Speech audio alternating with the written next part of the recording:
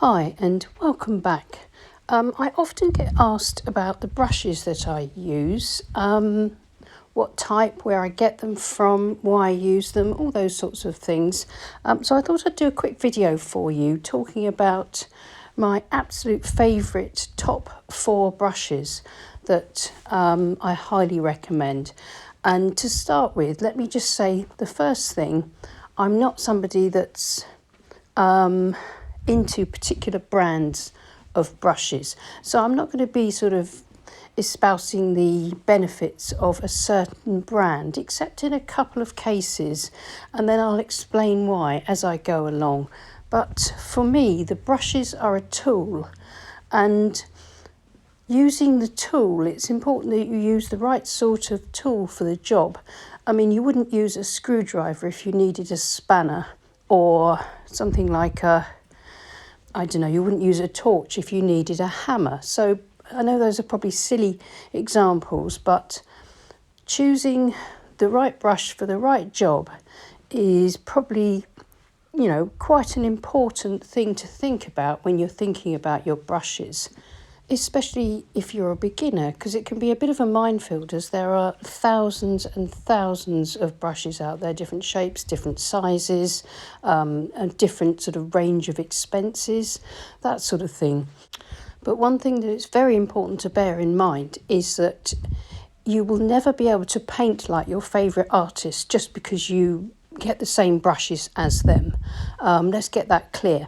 Learning to paint is your own creative journey, and as you go, you will find you have a preference for particular types of brushes, paper, different brands of paint or colours of watercolour paint, that sort of thing.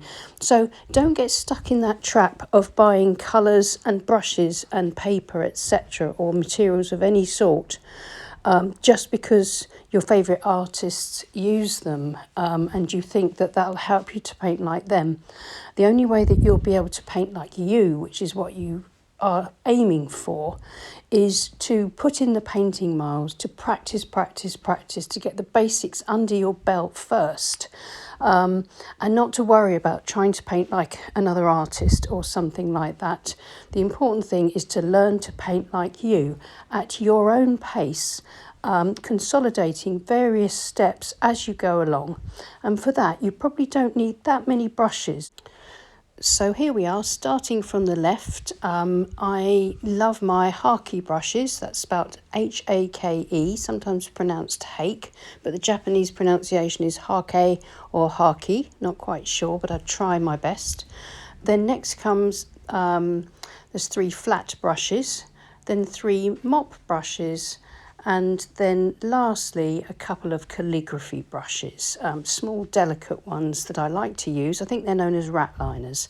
Now these are my 4 different preferences of brushes. So it's Hake brushes for large washes, flat brushes for geometric detail, buildings, fences, etc., mop brushes for washing in areas like trees and beautiful foliage, and softening back if you want to create mist and things like that. And then, of course, my fine calligraphy brushes are my favourite brush to use for detail. My preferred style of painting is loose watercolour painting, and I try to use the largest brushes I can to start with, to stop me from fiddling and to allow me to put in broad sweeps of colour, and that's why I use the Hake brushes. But any large wash brush that you like a large round or any kind of brush will do. But if you like the Hake brushes, my preferred ones are the Ranson Pro Art Hake brushes. Any of the sizes, whatever size you like, they're all really well made, and they come to a perfect chisel edge as well. So they're incredibly versatile. You can get a lot of detail with them, as well as large sweeps and beautiful flat washes of colour. They're made of goat hair, so they hold an awful lot of water.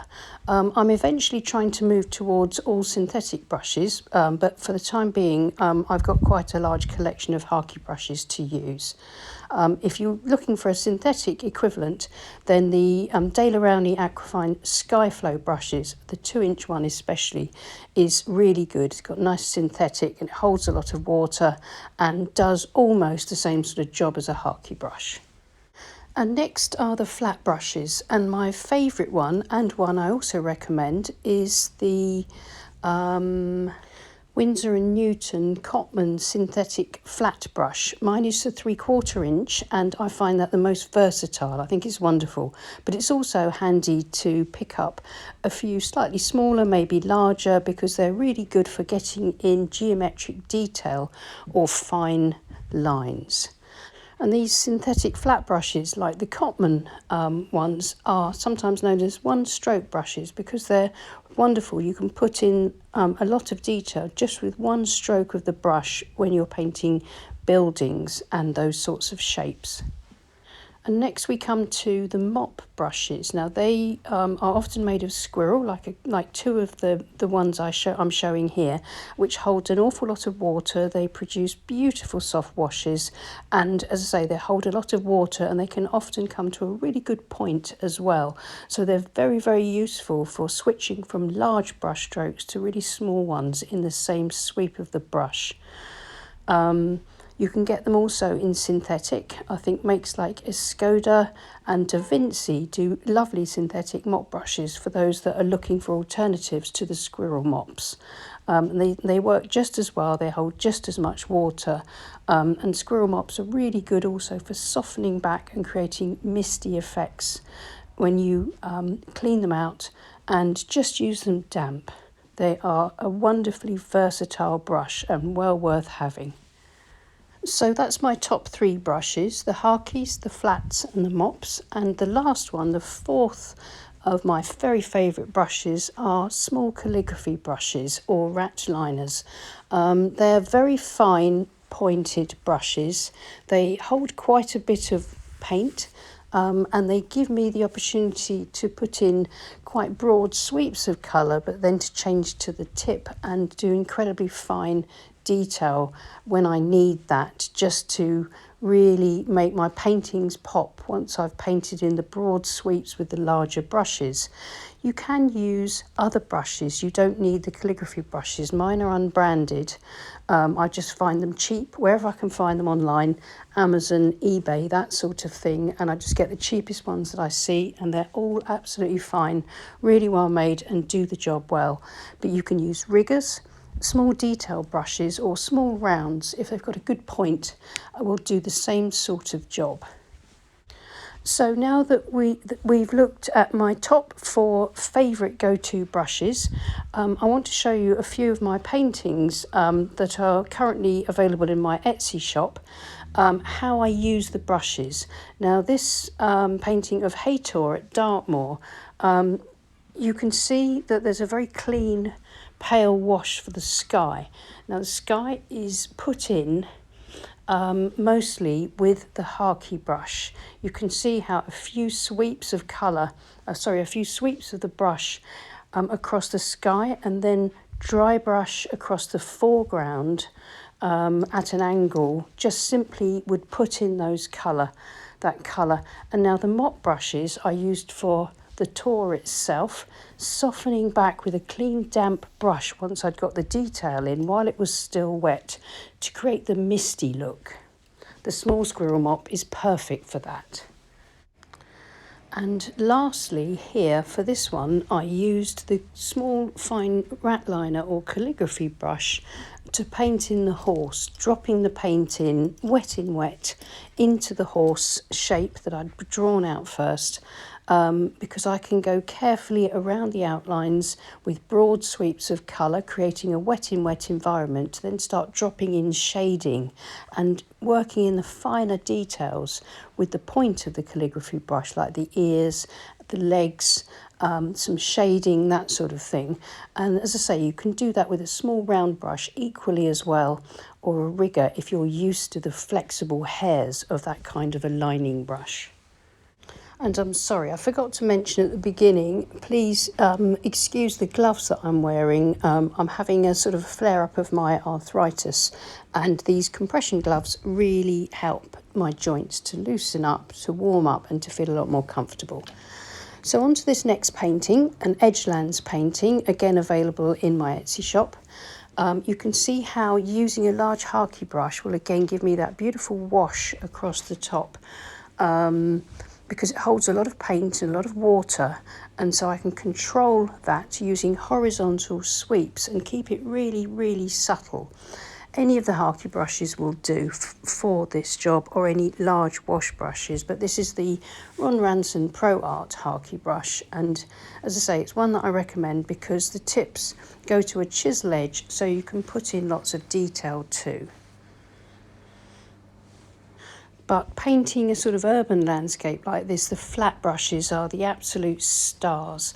Their flat edges and their ability to create a beautiful mark just using one stroke or maybe a couple of strokes is truly remarkable if you're painting geometric shapes, as I have done here for the impressions of my loose warehouses and buildings and blocks of high-rise flats in the background. You can see how the shape of the brush is made for creating marks like this.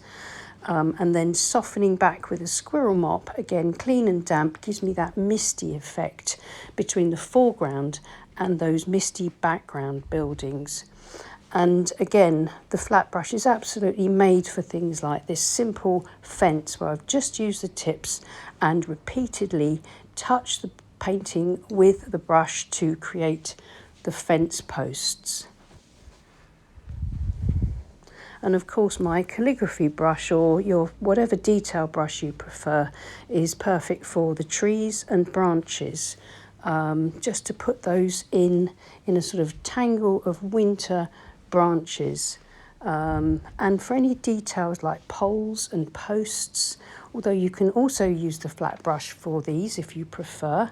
But I think, as I said at the beginning, it's getting to know your simple basic brush shapes, learning what they'll do for you, and then practicing with them and getting used to them so that they become an extension of your hand. So when you think of what you want to paint, you just will know which brush out of your small collection that you need to use in order to create the marks that you're trying to make, to create the illusion that you want to create on the page. And here's another urban landscape, another Edgelands painting where I've used the flat brush, the calligraphy brush and the mop brush in exactly the same sort of way to create those effects. And of course I've used other things, like I've used a card for etching, I've used salt for effects, those sorts of things alongside my brushes. But today I'm mostly talking about just using these 4 basic types of brushes which do nearly all the hard work in my watercolour paintings. And remember, as I said earlier, it's nothing to do with brand, although you may find that you prefer certain brands for reasons of economy or just because you like the way they feel in your hand eventually. But to start with, it's important just to have a few useful brushes that do the jobs that you want them to, and get to know those brushes. And the more you paint, the more you become familiar with those brushes, then you probably become curious and decide to want to try different brushes, and add those to your repertoire and experiment with those as well. Well, I hope that was helpful. If you enjoyed this video, and if you'd like to see more videos like this where I discuss my equipment and the way that I use it in watercolour painting, please let me know in the comments below. So thank you very much for watching. Please leave us a like and subscribe to my channel if you want to see more about watercolour painting. And thank you so much to my lovely Patreon group who support this channel. And I'll see you again soon. And happy painting. Bye.